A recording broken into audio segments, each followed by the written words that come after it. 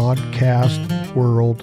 What's up? This life ain't for everybody. Chad Belding back at you. Another episode. Today's episode is brought to you by our friends at Whiskey Bent BBQ, the state of Florida. You want rubs?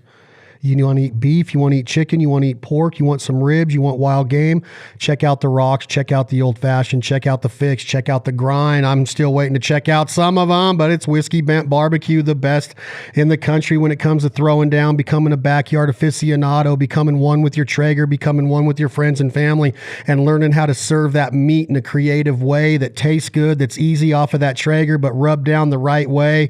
Chad Ward is our guest today from Whiskey Bent BBQ. Today's episode is also brought to you by our friends in Salt Lake City, Utah, Traeger Grills. We got a lot of good things popping with Traeger. You heard Tyler Stark, VP, Director of Marketing, here in the last couple days. We got big launches going on with the new app, as well as that news he gave us on the podcast of just with the push of that button, you're going to be able to get your new Pro Series, your new Ironwood, your new Timberline Series grills up to 500 degrees for reverse searing. And if there's anybody in the country, in my opinion, that's made reverse searing famous and brought it to the forefront, at least to my audience in the last 24 months, is Mr. Chad Ward, Mr. Whiskey Bent BBQ himself. Welcome, my brother. Dude, thank you, brother. Good to be back. We were talking. It's been a decade since either one of us have been off the road for more than 3 weeks like this at a time since COVID-19 hit, huh? Yeah, man, it has been, and it's just so different. I mean, our job is to be around people, entertain people, educate people, and obviously we're still trying to do it through some of our technology, but so much different, man. You just put that tumbler cup over there to your right. That's your right arm. What's in that cup? Dude, it's a little early today, man. So it's just water with some Crystal Light like drinks. Am I to believe this? You can. I know it's hard to believe, but you can, brother.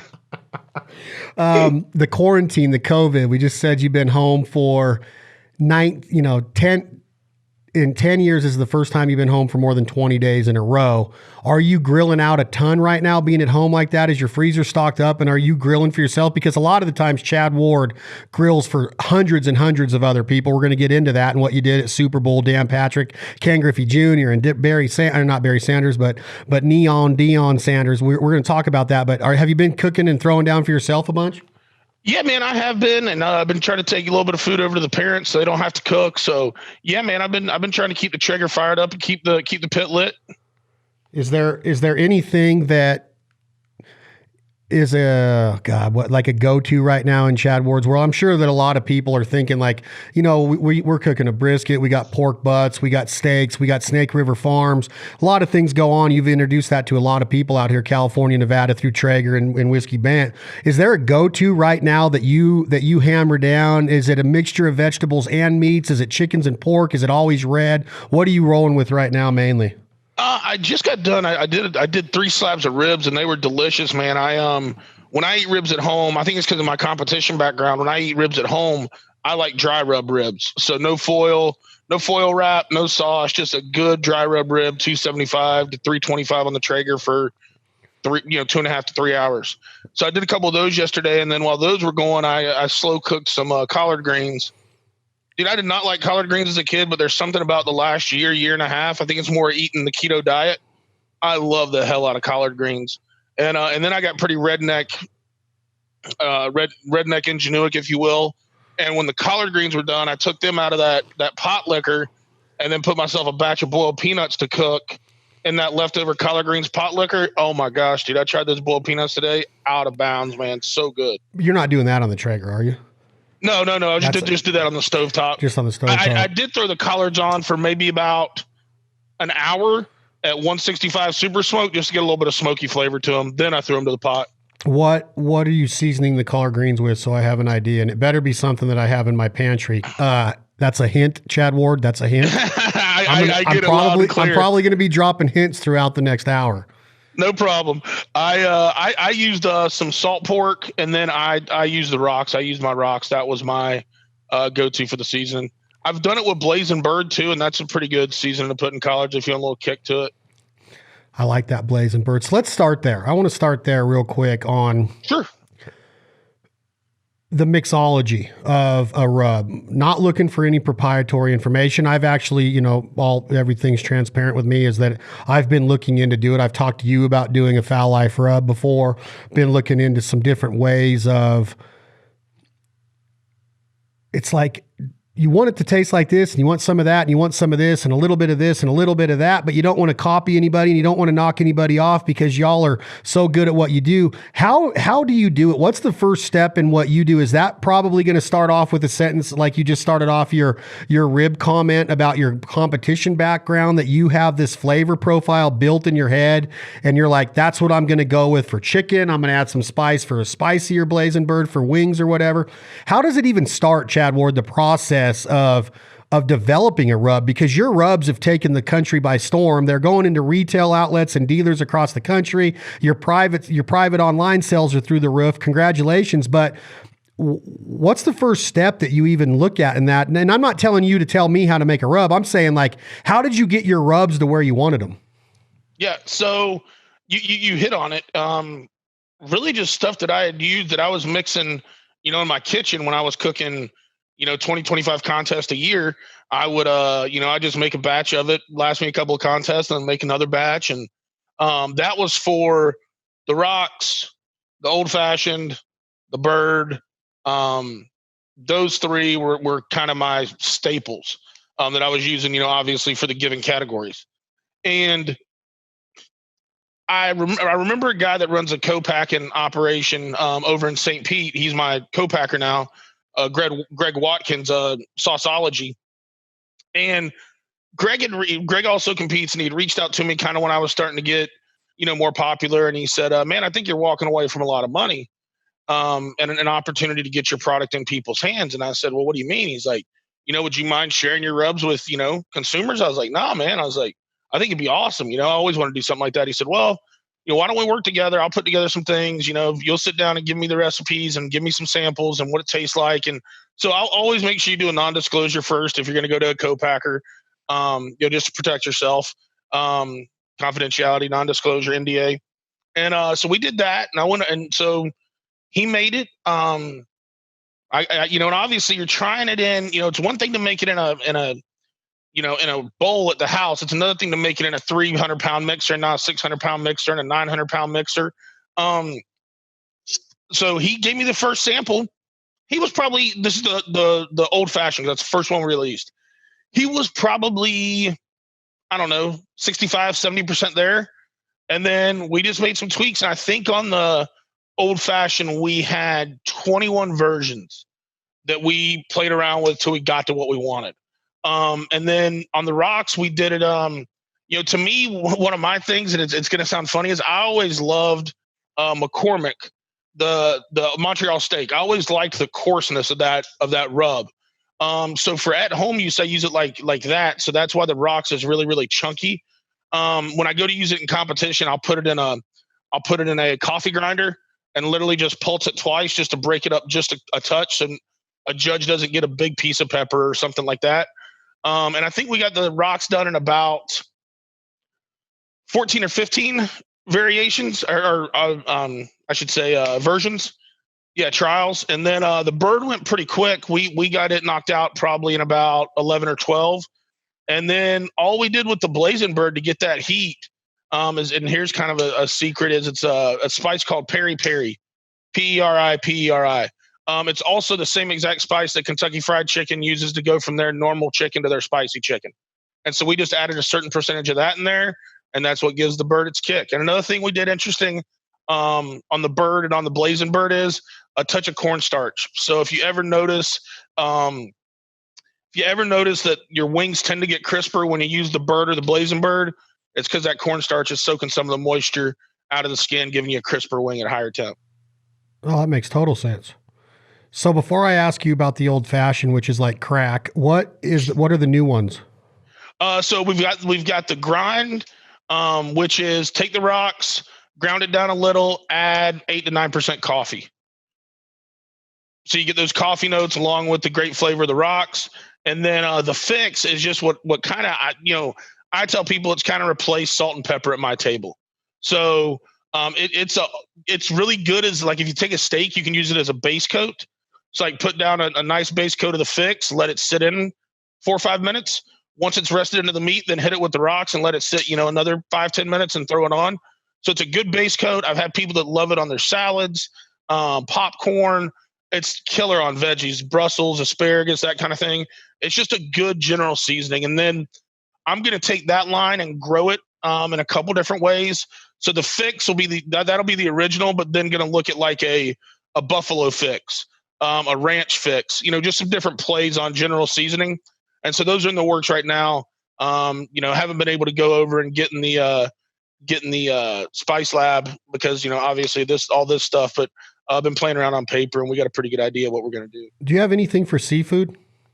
That's where we're going to go with one of the fixes too. I think I'm going to do something kind of with a little, kind of tap into the tropical thing, maybe like a key lime based or, a key lime note or mango or something like that. I have used the old fashioned on salmon and it's pretty damn good.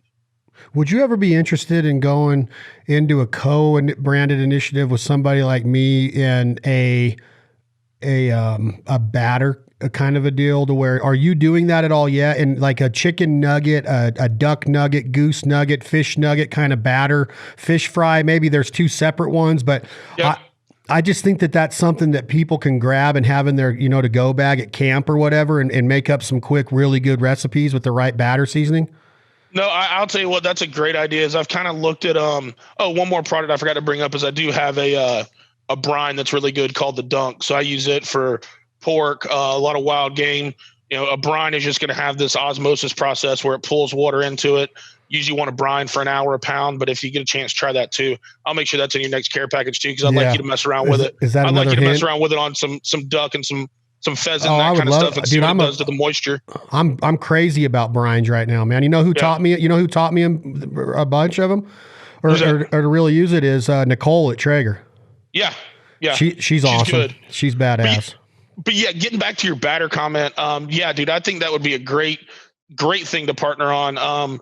We kind of cover the grilling and that kind of thing with the rubs, but then having some kind of batter. Like there's one here that I use all the time. That Everglades Seasoning makes, and it's a damn good fish batter. You know what I mean? But coming out with something that could have the fish batter and also maybe even play in like the rocks or something like that to be the seasoning of it, along with a couple other things, could be pretty rad. Yeah, I think that'd be pretty cool. What did Dan Patrick name the Dunk? No, he did not. So he did. No, it didn't. It's kind of weird. We just came up with the naming as we were going along. We got a marketing lady that we work with that's pretty good. Works for a big New York City agency, but she's kind of wanting to start her own thing. And we were the first person she brought on. And so it's been fun to work with her. But yeah, she kind of came up with them while we were just sitting around drinking one day. What was Super Bowl like? The rubs play right into this because your rubs are, they're on showcase down there with the crew. You had some help down there. I saw you had some of the Traeger ambassadors and family with you down there. What kind of guy is Dan Patrick? How I look at it like duck hunting is this common denominator, and you and I have discussed this before, that it has opened up all these doors for us. And then you're with the Dan Patricks and the Griffies and the George Bretts now, and there's all these different things, because barbecue is another common denominator because food is social, and food is. That's, in European countries, that's pretty much what you do. You party and drink and eat, right? In America, we're a little bit more stressed out, so we don't wrap as much around to it, but it is a big time social endeavor here. Absolutely. No, I will tell you right now, man, when I got to meet Dan 3 years ago, when, both of our dear friend, Denny Bruce was kind of getting us ready to look at evaluating, Dan Patrick's show coming on as a sponsor of Traeger. And, I've grown up watching Dan. He's always been kind of my favorite sportscaster, or news anchor, or sports anchor, I should say. Great dude. And so I was like, really like, I've never really been nervous to meet people, but I was really nervous to meet him. Like one of those things, and me and you've talked about this before, like you look up and admire this person. You're like, dude, I really hope they don't turn out to be a dick. You know what I mean? Yeah. And Dan was so nice and so welcoming. And I mean, it's interesting now. Now 3 years into the relationship, me and him have probably talked 2-3 times a week during the quarantine. I go to his Christmas party every year. He's literally became a personal friend, and there's no more genuine guy. I mean, the way Dan is on TV, he's almost even nicer when you meet him in person, and he's a pretty damn good guy on TV. So no, he's super authentic, real deal. And for me, Super Bowl, something that was really special is my parents, you know, being in there. My dad's 70, my mom's 66.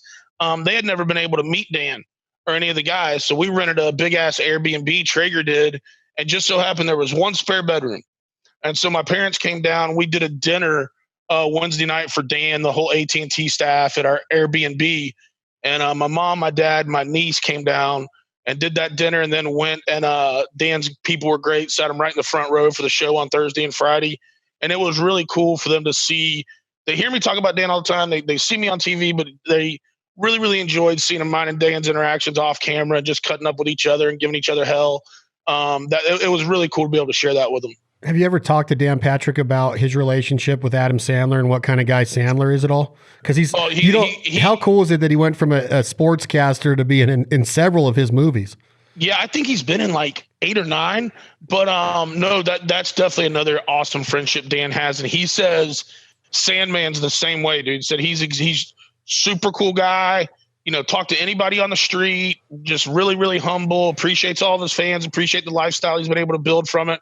But yeah, said he's totally legit. He seems like he would be. God, that guy is so funny and creative. But yeah, I mean, I think it's just awesome to see what Dan Patrick has done with his brand in the podcasting, in the sport, in the you know, the TV show, the Dan Patrick Show, his radio show, and I mean, the guy he's built it when it comes to sports. Well, they, you know, and you know, for Dan being later in his career, I mean, they're on a kind of a new journey right now. At the end of February, February 28th.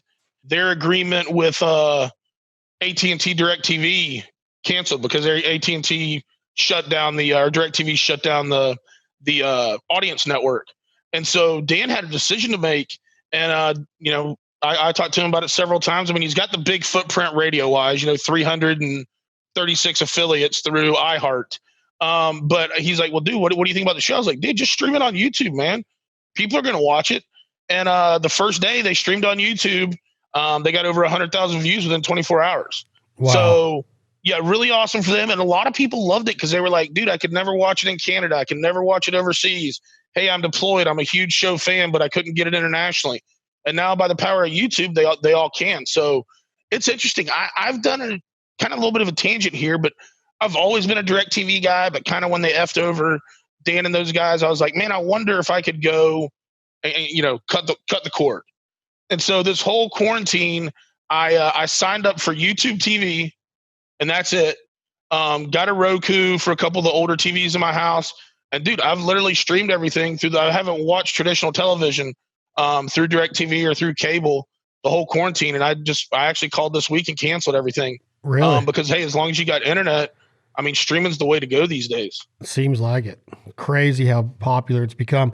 I know you're a competitor, but you also are friends with a lot of your competition. And if I'm going to go down a road here of what I've been seeing on a show that I've been watching on Netflix. Have you watched a show on Netflix? And I've talked, some of the listeners are probably getting worn out by me of talking about it, but it's called The Chef.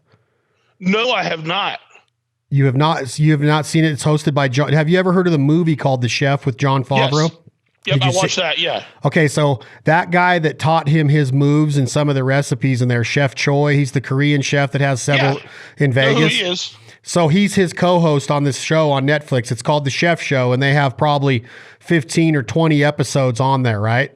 Yep. They do everything from traditional seafood. They do a ton with red meat. They do a bunch of pastas. They do a bunch of Korean foods. Well, they go to this barbecue competition in Austin that was the first year put on to this guy. His last name is it Franklin? Yeah, Aaron Franklin. Okay, do you know him? I've met Aaron at a couple of barbecue festivals and this and that, but like he's not in my phone. Like we don't talk like that. He was in the movie The Chef. He does briskets in the movie The Chef. And then they go back to this. He did this. I can't remember what it's called. It's like called pot something in like it's a potluck, but it's like all these food trucks that got together and they had this competition, right? Mm-hmm. And his barbecue company's in there. He's also in the master class giving courses now with some of these guys. What what is the deal with something like that? Is that just like you're in the right spot at the right time? Does that guy do something special with his briskets? Because they're really pumping up his briskets. Have you eaten it? Is it really what people say it is? And how does a guy like him get in that spot to be on a Hollywood movie and then a TV show like this and then this masterclass? Yeah, so when you look at Aaron, and Aaron's brisket is that good. It's really, really good. Had the fortune of knowing enough people that didn't have to stand in that long ass line, kind of went to the back door and had a brisket plate, but it would have been worth the wait. Really, really good. But I think for Aaron, what, is I would say a lot of hard work and a sprinkle of right place, right time. If we go back, we're kind of talking about what coronavirus is doing to the economy and this and that. Well, when we go back to the recession, to me, coming out of the recession was a big boon for barbecue, because you had these people that, had high disposable incomes, really, really kind of upgraded their palate and wanted to, eat 4 and 5 star food. And then the recession happens and that disposable income goes away. Well, they didn't want to trade down the food, but they couldn't afford to go out. So they started cooking a lot more themselves. It's where the Food Network took off, all the cooking videos, all those kind of things. Well, Aaron was kind of right in the middle of that. And, he was crushing it with Franklin's. Food's really, really good. And then he just gets some big hits. I mean, he got some really good media hits. And then it just became like a thing, man. If you went to Austin, Texas, and you liked barbecue, if you didn't go to Franklin's, you were an a-hole. And he just worked on it from there. He's got a good agency he works with.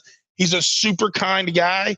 And I think he just comes off as, dude, if this guy can make world-class barbecue, I can. He's kind of a tall, lanky hipster, really soft-spoken, but does an amazing job. So I think it's a little bit of that formula. But once again, the number one thing is great food, and he's built a great brand, high reputation, tier 1.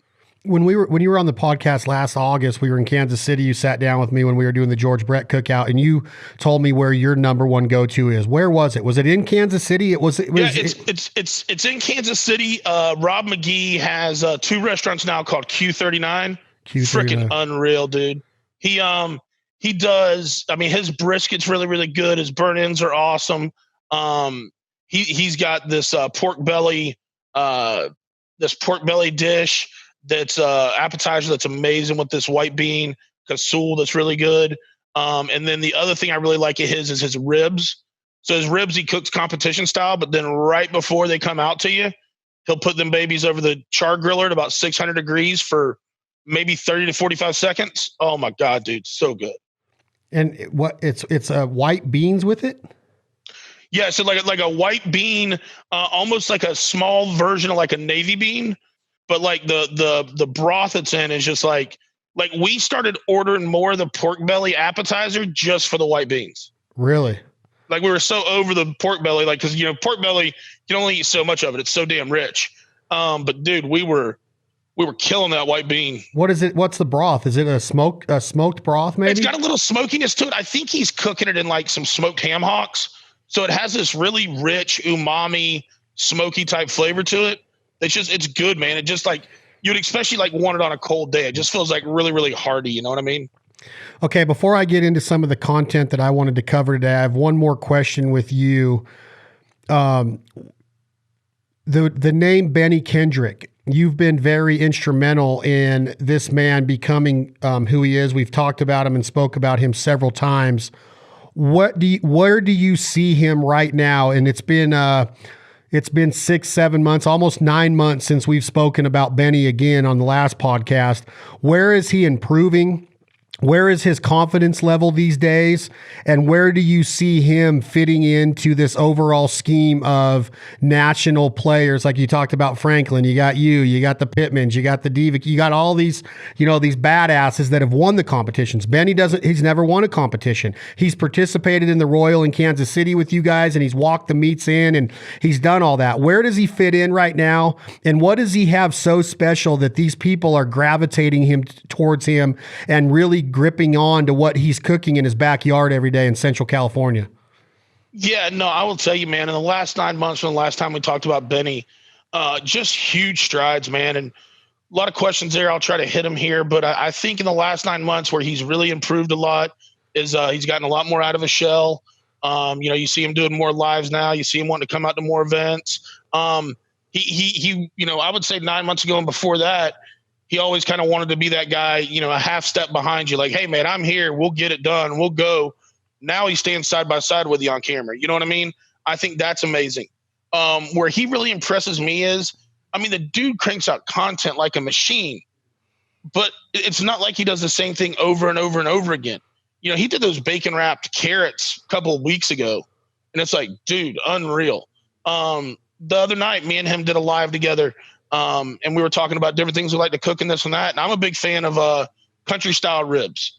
It's really just a boneless pork butt that they take and they cut it to where it looks like ribs, but it's truly just pork butt. But he's like, dude, I've never cooked them. Well, last night he texted me. He's like, hey man, I found country style ribs. You got any tips for me? He's not scared to try anything. He's not scared to make a mistake. But he's always pushing new content out there, which grows his audience and also keeps his current audience engaged. Everybody's like, man, I want more followers. Man, I want more engagement. Man, I want this.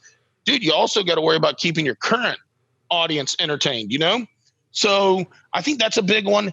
And then why do people gravitate towards him? Because, a lot of us come from competition backgrounds, restaurant backgrounds. Dude, Benny comes from a backyard background. And that's the most attainable to people, right? Not everybody can go out and spend $10,000, $12,000 getting set up to cook competition barbecue. Another $1,000, $1,500 to $1,500 to go cook a contest. But everybody can. Most people can make a small investment in a Traeger and go out in their backyard and cook for their family and friends anytime they want to. So he's so approachable. What he's sharing with his audience is so authentic and so doable because he not only does the post, but then does the stories that takes you all the way through it, post the recipe. It's kind of he full circle is virtually holding your hand to make you a better griller. Yeah, I wouldn't say that I would have said that verbatim, but it would have been pretty damn close from what I've seen him doing.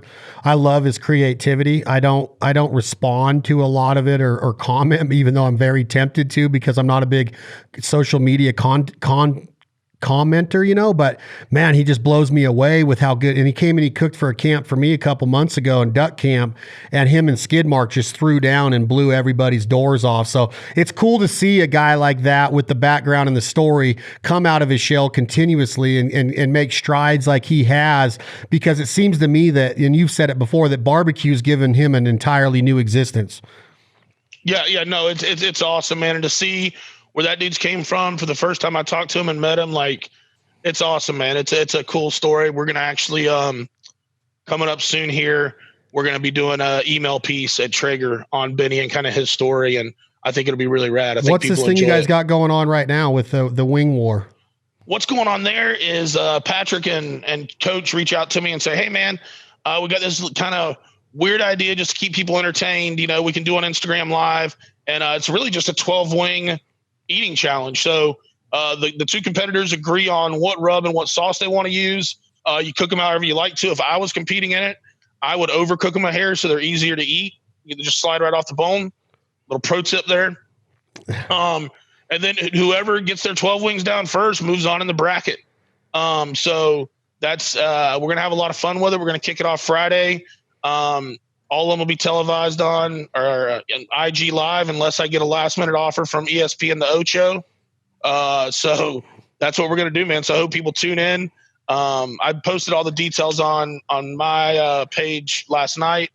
And then I'll be updating on my stories, each day that we're going to have matches. So somebody like me or Montana that I can absolutely destroy it in the wing world, do our invitations get lost in the mail, or we just don't make the cut to get invited into the bracket? How does that work? Dude, I went totally political here, and I said, all right, dude, it was y'all's idea. Wes, Patrick, you guys go pick the contenders. Just so I wouldn't have to answer those questions. just shake. Okay, here we go. Quarantine 2020. Everybody's got their freezer. A lot of stores are empty on the meat shelves. Yep. Guy or girl walks out to their deep freeze. They look in it. They did a Costco run a couple weeks before this starts, and that's where my line of questions is going to take place from right now.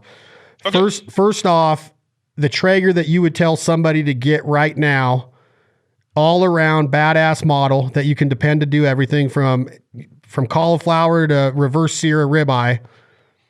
What do you tell them? I mean, right now, I mean, obviously money's always an object. If you're, you know, the Pro Series, the 575 or the 780 are just workhorses, man. I've cooked a ton of meat on mine, and they do a great job. If you want a little bit of an upgrade, a little bit more room to cook on, you can move up to the Ironwood 885. Got a little bit of insulation. So, like for me here, the Ironwood's probably a really really awesome choice here in Florida. But if you live in a cold weather state, I think you could look at making that upgrade to the Timberline. But you know, if I could only have one, and price was an issue, I would definitely go with the Pro Series. I mean, it now gets up to 500. I know you said Tyler was on earlier, but yeah, it does get up to 500 now. It just takes a download of the app and the new firmware. So that's cool. That's one of the differentiations we had between the Pro and the Ironwood and the Pro and the Timberline. So yeah, that Pro Series is a badass grill, man. But if you want a little more feature set, super smoke, this and that, Ironwood for warm weather areas, Timberline for cold weather areas. So they open the lid to the deep freezer. First thing on top is some pork chops, mid cut pork chops. What are they doing from temperature to the first bite they take? I want all of this on a Traeger of their choice. Yep. They have it. Either they bought one at Costco or one at Ace or one at Home Depot, or whatever they got it. Pork chops is number one because I think everybody in America probably has pork chops in their freezer. Yeah, I just did some pork chops the other night, so I'll walk you through it. I brined them for about 2 or 3 hours. So if you've got a brine, you can mix it. If not, there's some pretty simple brines out there online you can grab up. But I just took a scoop of my dunk, so the water it calls for. Make sure they're floating in it good. Put them in the brine in a Ziploc bag, throw them in the fridge, set a 3-hour timer. 3-hour timer went off, went over, pulled them out of the brine, washed them off real good, patted them dry. And then I used a mix of, I did the Bird as my base rub, and then came over the top with a little bit of Old Fashioned, and threw them on at 225 for probably, they were thick cut. So they probably ran about 45 minutes at 225 super smoke. And then I pulled them off, had my Ranger going at 500, and seared them for maybe a minute and a half each side. I don't mind my pork pink, so I pulled it right at 145, let it rest about 10 minutes, took some pictures for the gram, and then ate. And I think I paired that night with some bacon fat Brussels sprouts that were really, really good. I did those on the Ranger while the chops were smoking. I did a bacon fat cast iron skillet, 500 degrees, bacon fat, fresh apple slices, and turned them into a liquidy applesauce with a little bit of cinnamon with the sweet with that bacon. Dude, I'm telling you, and then you just put a little dab of that on each bite of the pork chop. Oh, that'd be awesome. Bacon fat applesauce. Try it. Yeah, legit. I will. That sounds legit. So the last part of that pork chop, I want you to mention one more time. You pulled it at 145 degrees internal temp? So I smoked it until it hit about 125, and then I seared it until it hit 145. So a lot of people that don't like pork are used to, back the USDA used to say you had to cook pork to 165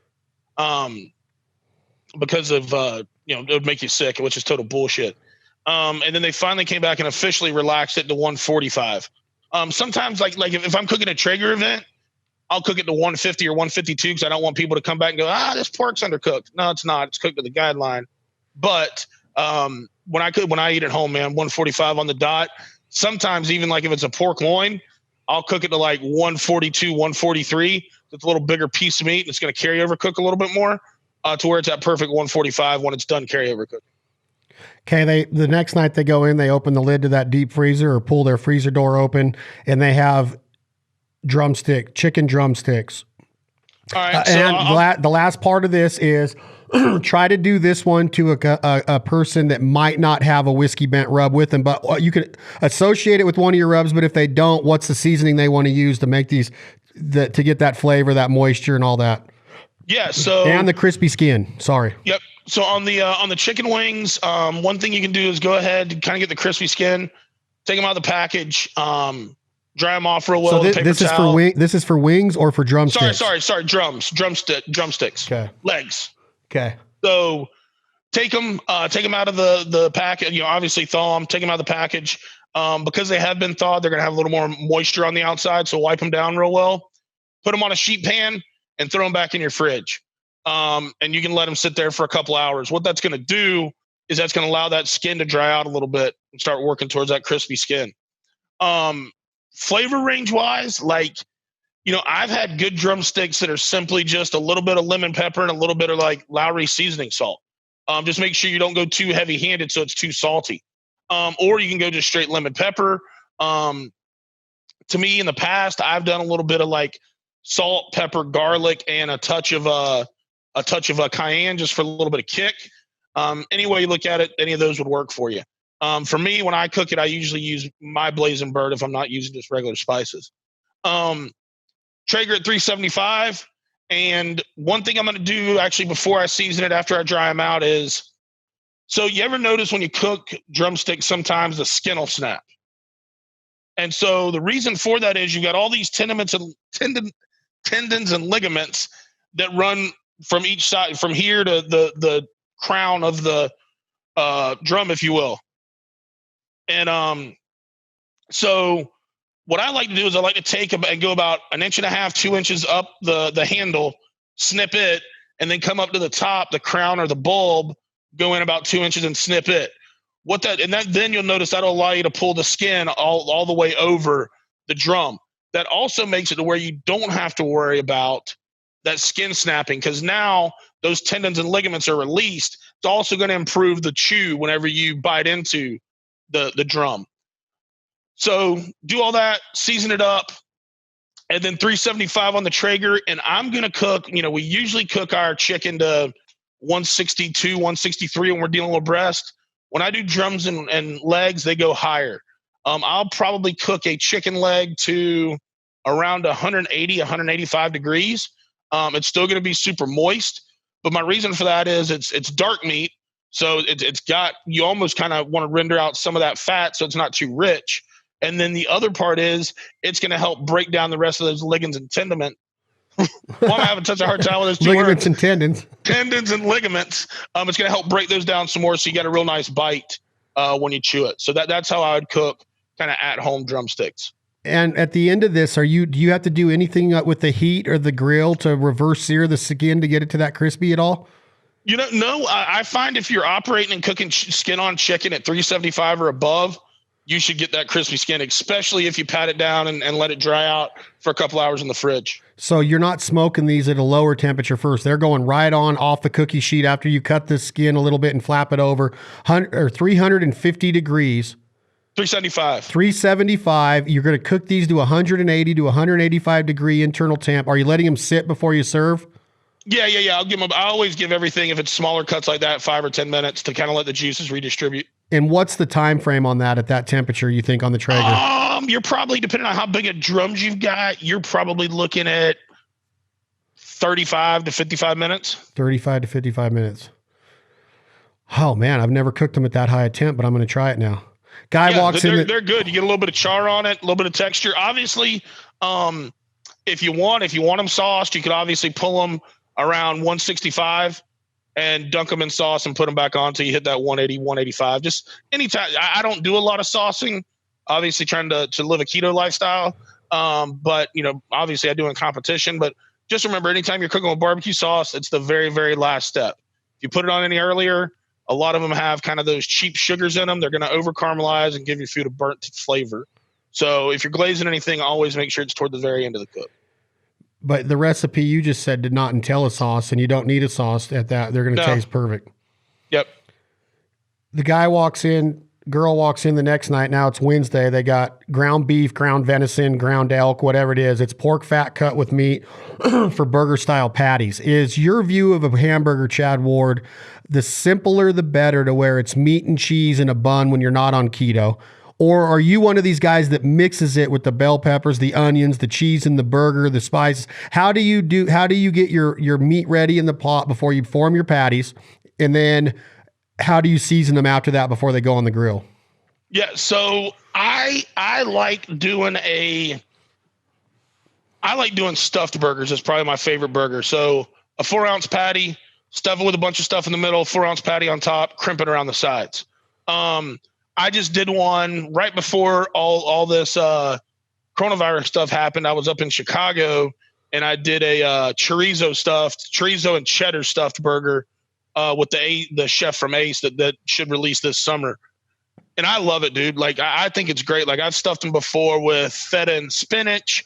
Obviously I've done one that's kind of interesting, almost like a hamburger cordon bleu with a little piece of cooked chicken, some ham, and some Swiss cheese, and then make all that in a burger with a burger on either side. Is really good too. So one of the tips about making your patties, so get your ground beef out. I'll take a big, if I'm doing numerous burgers, I'll take a big metal pan, put some ice in it, and then a small metal pan, and then put my meat in there. Ground meat behaves so much better when it's friggin' ice cold. So I'll go right out of the fridge, right into that cold bowl. I'll usually do a little bit of salt and pepper over the burger, just a touch. And then I'll just start making my patties. If I'm doing a stuffed burger, I'll do 4-ounce patties, put the stuff in the middle. If I'm doing just a regular hamburger, I'll usually do an 8-ounce patty and then kind of put my thumb in the middle of it. If you put your thumb in the middle of it, it keeps the burger from mushrooming up. It helps it keep its diameter. Once I've done that, I'll just season them lightly. I don't think you got to get too crazy with burgers. I mean, I use the rocks as my burger rub, but then if you're just using out of your pantry, I do salt, pepper, and garlic. And I think it's really, really delicious.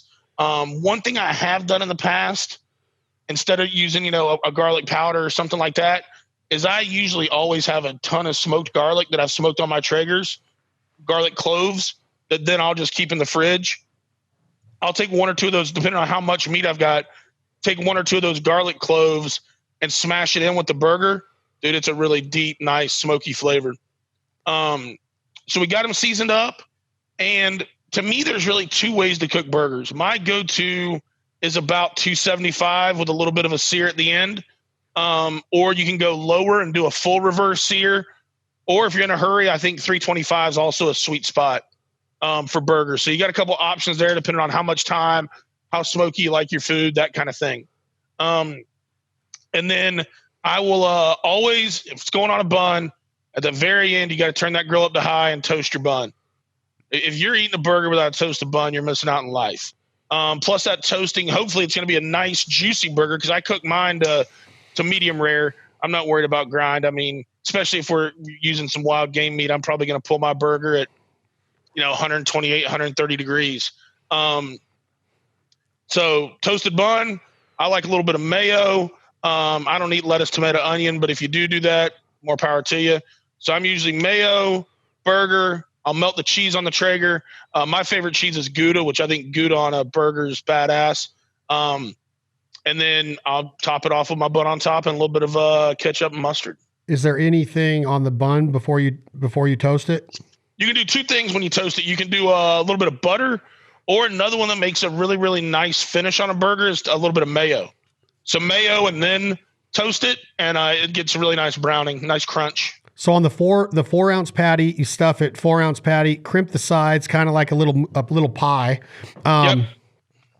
Does the stuff always cook to temperature along with the beef, or do you have to pre-start any of your filling? No, so I actually use raw chorizo, and because raw chorizo is ground just like the burger, it usually gets there in the same amount of time. If you do anything like we were talking about, like the cordon bleu one, yes, I'll take and pound out chicken tenders really fine, and then I'll cook them to about 145 degrees. So I'll know that they're not going to overcook when the burger's cooking, but they'll also be at the finished temperature. Guy walks in on Thursday night. Girl walks in on Thursday night. They open that deep freezer. They look in there. There's some whitefish. It could be saltwater fresh. It could be a saltwater fish or freshwater. It might be halibut. It might be walleye. It might be crappie. It might be perch. It might be where you're from. It might be mahi. It might be sword. It might be just anyway, a white flakier fish, right? Yep. this stuff is amazing to me. I could live on this style diet every day for the rest of my life, eating raw fish or a Traeger prepared white fish. I just did, Brett Cannon from Fort Lauderdale just sent me some mahi and some yellowfin and some sword the other day, and I just been living on it, right? Yep. I love white fish. There's so many different ways that you can do it. I've done it in foil. I've done it out of foil. I've done it on wood. What is the best way, easiest way, probably through the quarantine, that if that person opens up that freezer on a Thursday night and finds that white fish? Dude, I am so simple when it comes to seafood, just because I love the flavor of it. Kind of like you, man. I don't want to cover it up. I don't want to mask it. I just kind of want to elevate it, you know? And so for me, I'll usually do a very simple seasoning, you know, salt and pepper. I like to cook my fish around 275 degrees. It gets just enough smoke without overpowering it, in my opinion. And I'm probably going to hit it, you know, 2 or 3 times during the cook with a baste. And my baste is usually made up of some of that smoked garlic I was telling you about, smashed up, and some melted butter. And I'll mix that up really good, and then just kind of not really brush it on the fish. I'll use more like a baster or even a squeeze bottle and kind of spritz it. And I'm going to cook it until it hits about 142, 143 degrees. Did you say the fish was sitting on? Did you say that? No, I usually put it, I usually make sure my grate's really well oiled and just cook it straight on the grate. So that's simple. That's just cakewalk. Mm-hmm. And I, you know, off subject a little bit. And I, again, not a soapbox. It just, nothing wears me out more than going into a sushi restaurant and seeing somebody dunk the rice into a deep bowl of soy and wasabi mixture. I use a minuscule of soy with more wasabi, and I get it almost pasty, right? And then I dip a corner of the raw salmon, raw yellowtail, raw tuna, raw octopus, whatever it is. I dip a corner of the meat in there and then put that in my mouth, and that's it, right? It's not, dipping your rice side down is not how you eat sushi, or, you know, if you're eating nigiri and not sashimi, but if you're eating it with the rice, you don't let that rice soak up all that soy because you never taste the fish, right? Nope. Me and you've eaten sushi together. We eat sushi very similar the same way. I like mixing my wasabi with my soy. And like you said, and you know, don't try to cover it up. It's just a little elevation. That's it. Yeah, and it's almost, I think I've even heard over in Asia that it's almost disrespectful sometimes to dip rice side down first, even though a lot of them, you know, probably don't eat the rice over there with the sushi most of the time, or with the raw fish. I would say it's the same insult for me as if I give you a perfectly cooked brisket and then you go slather it up in barbecue sauce. Yeah. Or a badass steak and then you go like, hey, where's the A1 or the Heinz 57? Yeah. And then you want to slap. It's always my joke though. Hey, George, you got any ketchup? Yeah. So Friday night comes around. Now we've covered the chicken. We've covered the pork chops. We've covered the seafood. What did we do on Monday night? Burger. And we did the burgers. Now Friday night rolls around. We got a bottle of red wine. It's time to cook a steak. It might be a venison steak. It might be an elk steak. It might be a beef steak. It might be Wagyu. It doesn't matter. Same kind of principles apply to a steak. Simple. The seasoning, is it the rocks? Is it a mixture? Is it salt and pepper? Because a lot of people just like salt and pepper, maybe a little garlic. Is it reverse sear? What's the temperature? Go. Yep. So I'm gonna take in whatever the steak is. I will put a little layer of the fix on both sides, and then I'll hit it with the rocks. If you want something super simple, I've ate many a steak with just salt, pepper, and garlic.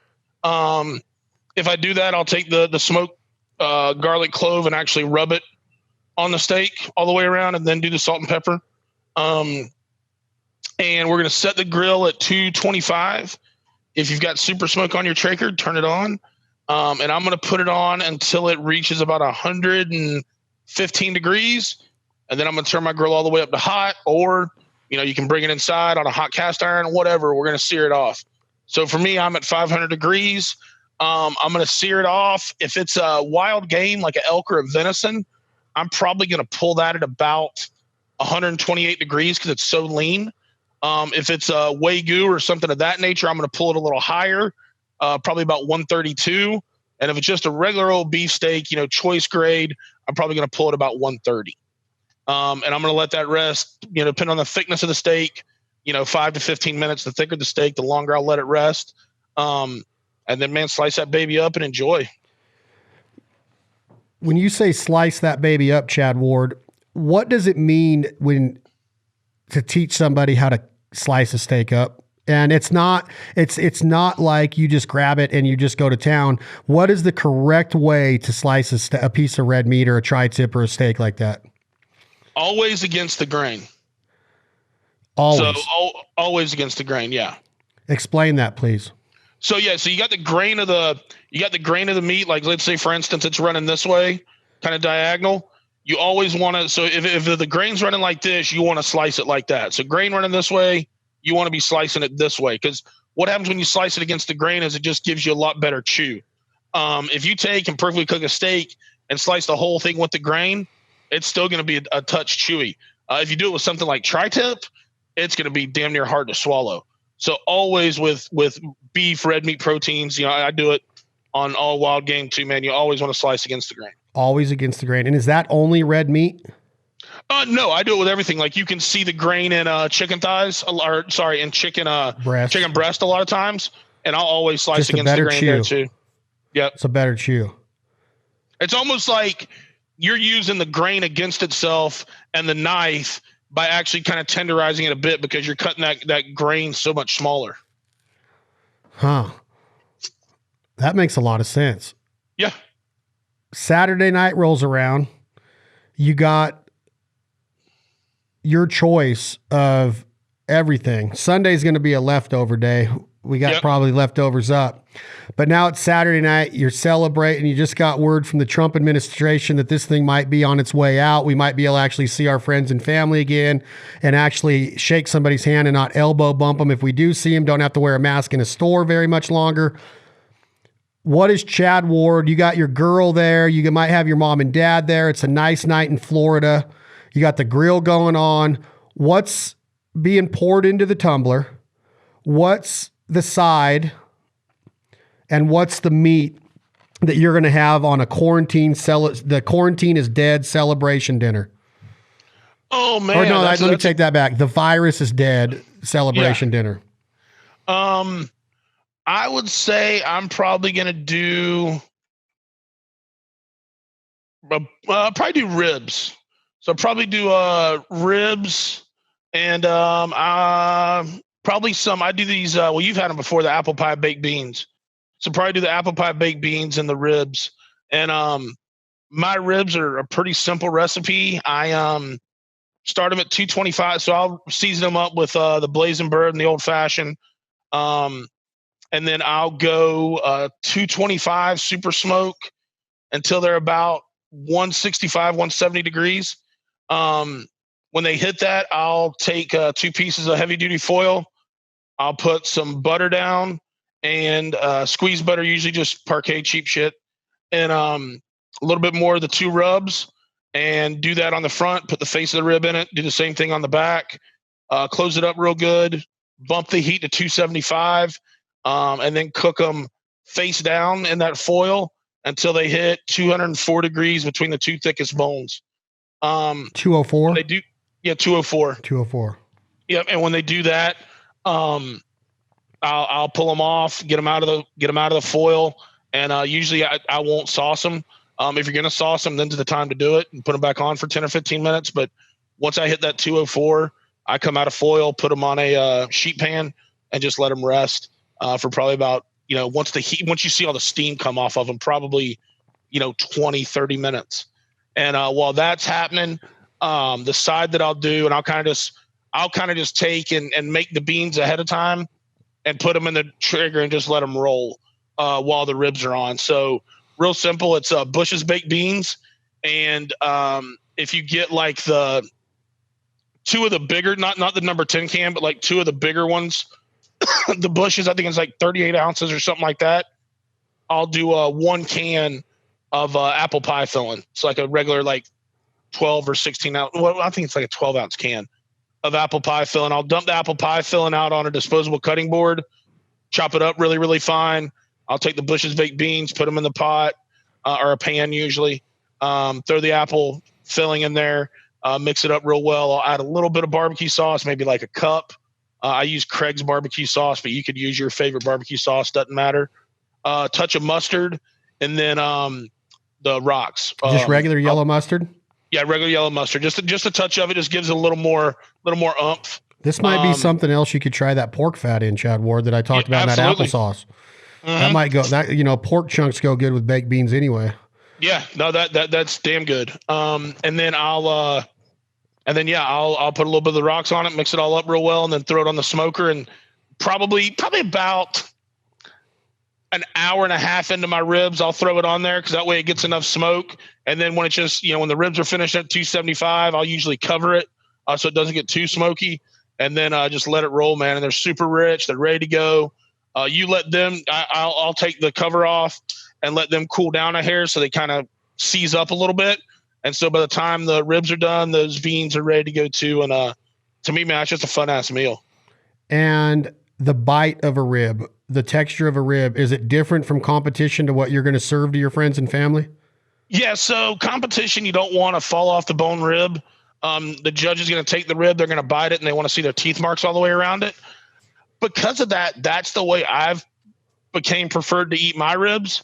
But with my family and friends, I'll sometimes do it another, instead of pulling them at 204 for myself, you can pull them at 208, and they're going to be that fall off the bone rib. So just kind of know your audience. But for me, I guess for me, I take every cook as a test or a learning experience. So I just like to know that I can hit that perfect bite mark every time I throw a rack of ribs on. So I'll usually do one rack that way. And then if other people are coming that fall off the bone, I'll go up an extra 4 or 5 degrees and I'll give them what they want. And this is pork short ribs? So usually I'm cooking St. Louis style ribs. Yeah. What's the difference? So St. Louis style ribs, they come from the spare rib, which is down the bottom portion of the rib cage by the pork belly, where baby back ribs are going to be more up towards your spine, a little more curved. Once again, I love baby backs too. They're delicious. But St. Louis style is what you cook in contest. And so, once again, if I'm going to fire up the grill, I want to learn something from it, have another data point. Before we get off, what do we got going on with you, myself, and the one they call Money Mendez from the UFC, Chad Mendez? What do we have going on? Oh man, we've been working on a cool concept now for a little bit, but looks like we're gonna have some pretty badass cookbook here in the future. The Provider. I love that name, dude. We got to give you credit for that. That's an awesome one. Thank you, brother. Yeah, the 3 Chads, 1 cookbook, The Provider. Going to probably have close to 100 recipes in edition 1, maybe 70 recipes in the first edition. We do need to get together because we're going to we'll let it out of the bag that we are going to have up to 10 celebrity recipes. Yeah, and I think that's going to be a great idea. We got to get George to do his tri-tip one with the garlic and the rosemary. Yeah, we got to get George to do that. We got to get Griffey. We got to get Zach Brown's going to be in it. Hendo's in it. But it's going to be a slick deal. Yeah, I'm looking forward to it. I think it's going to be a lot of fun. I think it's interesting because we both get a lot of DMs about it. And I think we all 3, even though we share the same name, come from such different walks of life as far as, where we've kind of made our name at. And, obviously Mendez can, that's going to be some of your, obviously great wild game hunter and cook, but also, there's going to be some stuff in there about training and how he eats, when he trained and that kind of stuff. And then obviously your background in hunting. And then, I'm looking forward to a lot of the, what I see from you as far as, what to do with a lot of the waterfowl. I haven't cooked a ton. I've cooked some of it, not a ton of it. So I'm looking forward to that portion of it also. And, obviously, my strength will be playing to, barbecue in the backyard. And we are going to do it. We're going to have interactive workshops. We're going to have an interactive website, how-to videos. Like when you were talking today, I want a video of how you cut your drumsticks, the skin on the drumstick to make it the right bite and get that skin flapped over the right way. I think that stuff right there is just so intriguing and inspirational. Chad Ward, Whiskey Bent BBQ, thank you so much, buddy. This was a good one. We'll do it again soon, yeah? Yeah, man. Sounds good, buddy. Thanks, man. Stay safe, brother. And Hope to shake your hand and give you a hug soon, man. Sooner I than can't later. wait. Yeah, we just had that Traeger event canceled, but it looks like we're gonna try again in May, buddy. I can't wait. Yes, sir. This episode of This Life Ain't For Everybody again was brought to you by our friends, Mr. Chad Ward, Mr. Whiskey Bent BBQ, whiskeyBentBBQ.com. Get your rubs right now. Be looking for more. Get the dunk and learn how to brine, learn how to cure. There's so much stuff that this man can teach you. Don't be afraid to DM him. I probably shouldn't say that because he gets overloaded with them, but check him out, Whiskey Bent BBQ. Thank you for supporting this, friends, the sponsors, the partners that support our TV shows, our podcast. Don't forget about our sister podcast, The Foul Life. Great guests coming up and brand new episodes of The Foul Life airing right now exclusively on the Outdoor Channel. And don't forget to look for that Provider Cookbook coming soon. Chad Ward, Chad Mendez, Chad Belding, the provider mentality, living off the land. There's not a cooler way to live than growing a garden, taking those vegetables and mix it with some wild meat that you just harvested. Chad Ward, love you, brother. Thank you very much. Tom, hit the button. This is Leith Lofton. The song is called What You Gonna Do When the Money's All Gone. And please don't forget to keep checking out Drake White Stomp at Drake White Stomp on Instagram for his Wednesday night therapy sessions. He's been rocking it and laying it down. There's another one tonight. Again, Drake White Stomp. He wrote this song right here with Leith Lofton. What You Gonna Do When the Money's All Gone. Thank you guys very much. I'd rather be poor living off in a hole, rich as hell without a soul. Life on earth won't last too long, so what you gonna do when the money's all gone?